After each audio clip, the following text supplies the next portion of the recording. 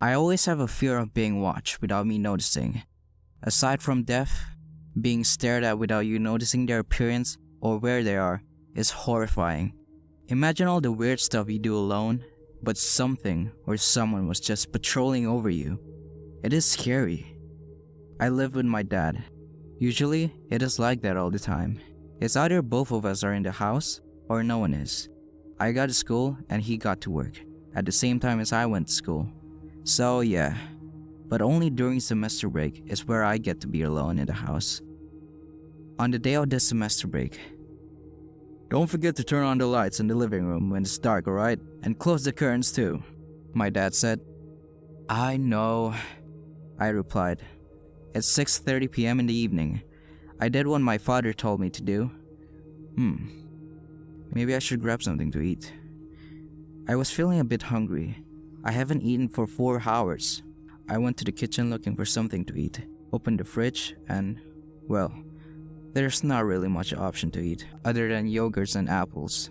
I grabbed a piece of apple. As my stomach growls, I went to my room and enjoyed my delicious juicy apple while turning the TV on to watch my favorite show, Undercover Boss.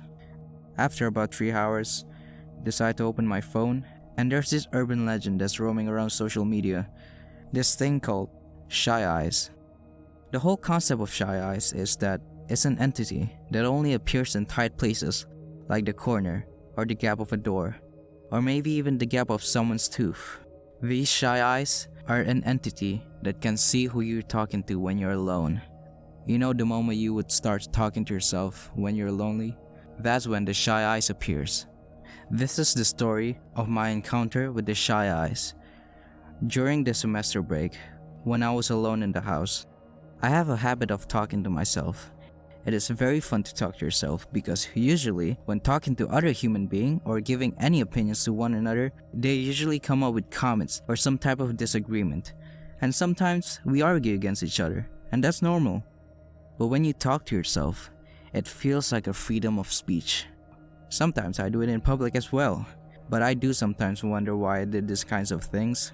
Like, is this even normal to begin with? I was in my room as usual.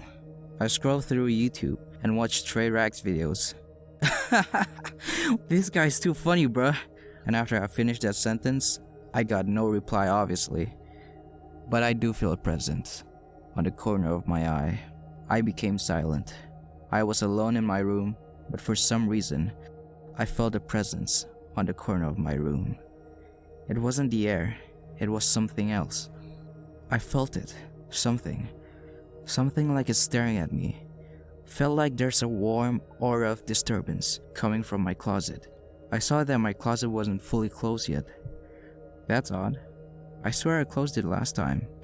I went to close it and went straight to bed. After that, the most terrifying thing had happened. I hear the closet slowly open up. I turned back to look at it. It was open again. I was ready to call my dad, but no.